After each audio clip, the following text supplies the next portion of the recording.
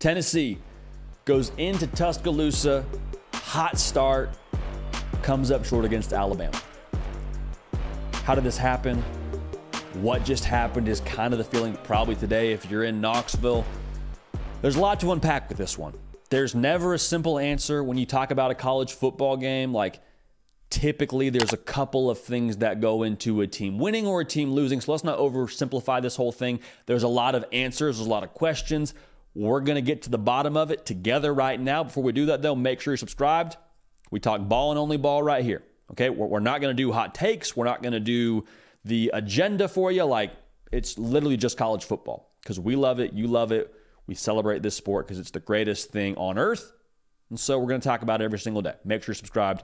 Make sure you're following me on Twitter as well as on Instagram. We appreciate you for that. Like I said, the final in Tuscaloosa. Tennessee 20, Alabama 34. Tennessee, though, came out swinging, firing on all cylinders. Squirrel White getting involved like we said he would have to be for Tennessee in this game.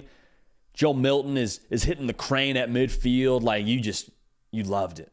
You loved it because it felt like that was the edgy Tennessee team that we had seen to this point in the year. Showed up in full force on the road, and they had the momentum. And, it felt like Tennessee was about to go and do their thing round two, except maybe they were going to push it even a little bit more than last year. Like, it felt like Tennessee, when they were up at half, had a chance to really start pouring it on. Obviously, the first half and the second half are, a tale of two halves, if you will. But, there were some things that I think happened in the second half that Alabama adjusted to well from the first half. And I think if you're looking at just the sides of the ball, like defensively, Tennessee is an aggressive defense. They provide pressure. They take their shots, like high risk, high reward. I thought Alabama did a good job having answers to that. And so anytime you're going to be aggressive, you got to live with the reality that if you don't get home, there's the potential for a chunk play to happen behind you. And so Alabama did a really good job taking advantage of that. If you're Tennessee, there's some things you got to clean up. Obviously, from like an assignment standpoint, you're very clearly not happy with the officiating. And, it kind of is what it is today. I'm not here to break down the officiating side of things, but when you look at the tape, there's some things Tennessee can clean up defensively. But again, I stick back to what I said. The aggressive nature of Tennessee is who they are. If Tennessee had gone into this game with just a completely different game plan defensively and not been aggressive, that wouldn't have been true to who they were, and I don't think that would have been a more advantageous situation to play in. I think at the end of the day, there were just some busted assignments where Isaiah Bond motions in and he beats his man deep with the defensive back kind of losing his footing and hey, it is what it is. Wasn't Tennessee's second half that day. Offensively is where I really want to focus in because you go up 20-7 at the half and don't score again the rest of the game. That's not what we've come to expect from a Josh Heupel offense. And there's going to be a lot made about Joe Milton, and there's a fair share of blame to go around for all parties. Joe Milton being the quarterback is going to be what everybody talks about because he's the most visible player on this offense. He is the guy responsible for this offense when it comes to the on-the-field performance. You're the guy as the quarterback, so you're going to get the majority of the praise, majority of the criticism comes with the job. But what I'm here to say is I don't think it's all on Joe Milton by any stretch of the imagination. In fact, I would argue there's got to be some guys on the outside that make more plays for him. We knew going into this game it was a possibility that Tennessee wouldn't have the same success running the football they had over the last couple of games. We knew that. Tennessee knew that, I believe. I believe they had some plan Bs baked into this whole operation with plan A not potentially being there as frequently as you would want. So, when you don't have plan A in the run game setting up as many favorable third down situations, you're sitting in third and long a fair amount in that second half. You got to have guys win for you. To me, Alabama just kind of sat back and said, you got to beat us with your wide receivers. If they get open, if they beat us, hat tip to you. If you deliver on that, we'll live with it. Joe Milton wasn't super consistent throwing the football. We've already said that. But at the same time, Squirrel White, in my opinion, was the only individual in that Tennessee wide receiver room that separated yesterday. 10 receptions, over 100 yards, a touchdown. He came to play, But there's got to be other answers if you want to beat Alabama. Texas is a great example. Xavier Worthy did his thing against Alabama. But what made the difference was Adonai Mitchell stepping up and making plays. Jatavian Sanders stepping up and making plays. Like, there has to be more answers and stretch this secondary if you want to beat Alabama. And I didn't see that from Tennessee yesterday. You didn't see, what you'd come to expect from this Tennessee wide receiving core. You missed Brew McCoy. Jalen Hyatt from last year, clearly you miss. Cedric Tillman from last year, clearly you miss. Like, all those things that have made Tennessee so dangerous offensively, so dynamic offensively, I didn't see them winning those matchups yesterday. I'm not saying they can't do it. I'm just saying I didn't see that yesterday in that spot, and I think that's why you saw the offensive output in the second half that you did. Going back to Joe Milton, was he perfect? No. Did he play his best game? No. Did he play his worst game? I don't think so. There's going to be a lot of people now that see that number 8 jersey on the sideline. Heck, we have him as the number 1 player from the 2023 cycle. There is not a bigger Nico enthusiast than yours truly right here. I think he's going to be really good in Knoxville for a really long time. I want to make this clear, though. It's going to be easy now to look at that sideline and say, well, hey, is it time to put Nico in? Time to get Nico Iamaleava some juice and let him kind of get that era rolling already? Hey, he's talented, coach. We should plug him in there, copy and paste, right? Like, let's slow our roll there. It is not Nico time, in my opinion, for a couple of reasons. The first of which being, we've said this before, but there is such a thing as a freshman with playing too early. Nobody's questioning the talent. Nobody's questioning the projection of Nico at Tennessee. He's going to be great. But you throw him in there as a freshman, and if he doesn't have the success that you would hope he has, well, then you start to deal with potential issues of potentially some bad habits, or maybe the confidence becoming bruised, or, having to figure it out on a stage like the SEC. Like, it's not a situation you want to put your freshman quarterback into.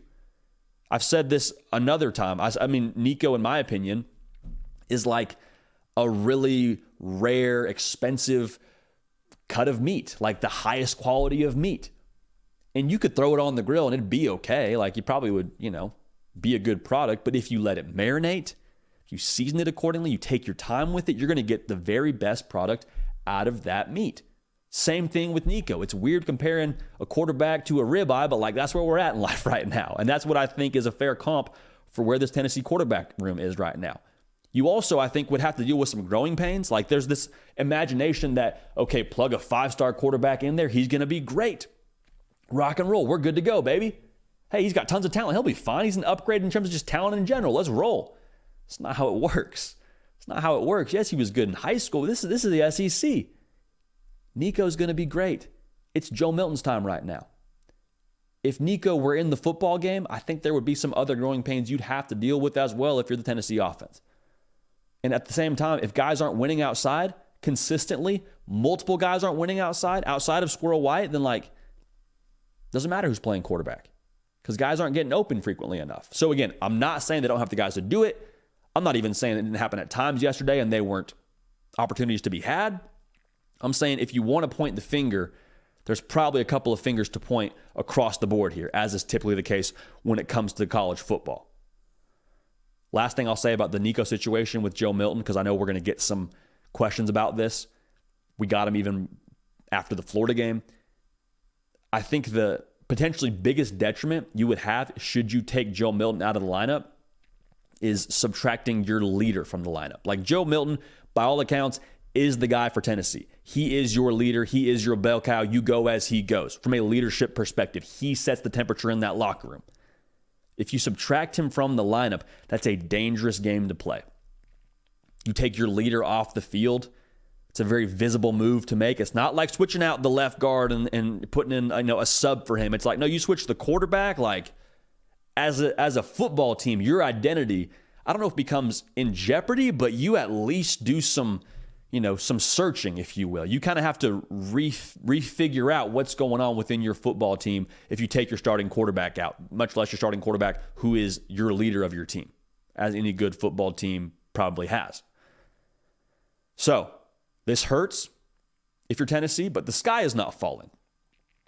And I'm not here to sell you hopium. I'm not here to tell you that it's just sunshine and rainbows the rest of the way. But like a game like this doesn't define what the Josh Heupel era is at Tennessee. It doesn't define what 2023 is at Tennessee. Because as annoying as it is to hear, the success at Tennessee is not going to be linear. And I think there's tons of runway for when you sit back and talk about the season in February and March when we're all bundled up and trying to just dream about college football, spring ball one day getting here. This doesn't have to be the way that you remember the season. That game, November 18th, when Georgia comes to Neyland, we're not predicting it. We will predict it when it gets here. Just imagine, though, Tennessee has their day and they beat Georgia. How would you then reimagine your 2023 if you're a Tennessee fan? Is that not the album cover for your season? Is that not what you look back to and say, hey, this is going somewhere? And it already is going somewhere based on what Josh Heupel's done there in a very, very short amount of time. But I just want to make sure that we don't get hung up too much on the negative snapshot. And understand that Tennessee still, I think, has a lot to work with, a lot to play for, and they're at Kentucky next week. If you want to try and define Tennessee, define them by how they respond. Define them by what they do when they get knocked down. And I think this game at Kentucky will be a tremendous sample size and a tremendous chance for us to get more data on that kind of definition for what they have in Knoxville. So, we appreciate y'all tuning in, man. It's ball and only ball. We appreciate that y'all love this game like we love this game. Appreciate that y'all celebrate this game like we celebrate this game. So make sure you subscribe so you don't miss a minute of what we got going on right here on this show, The Hard Count, on the On3 YouTube channel. Hey, we love y'all. We appreciate y'all. We're going to keep this party rolling. We will see y'all next time. Hey, y'all. Thanks so much for watching. Subscribe to the channel here to make sure you don't miss an episode of The Hard Count. Also, be sure to check out other videos on the On3 YouTube channel.